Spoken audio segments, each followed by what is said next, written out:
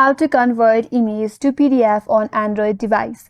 Hi everyone, this is Kate and welcome back to another video, and on today's video we will learn how we can convert image to PDF in Android device. So without further delay, let's get started with this video. So first of all, you need Microsoft 365 in your Android device. If you don't have that yet, you can install it from the Google Play Store. Here towards the Play Store, tap on the search icon, and in the search bar you can search for Microsoft 365 and make sure it is installed on your device. Once it is installed, you have to open up the application. After you have opened it up, head towards the bottom right corner and tap on Apps. Under Apps, head towards the top section and tap on PDF Tools.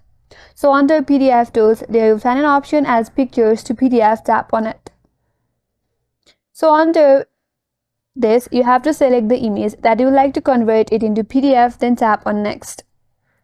And here now you can review and edit. If you want to crop your document, you can do that as well.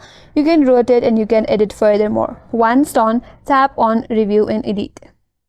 Once done, tap on Finish. Now you can rename your file. Select the size of your file and select the destination where you like to save your image as PDF.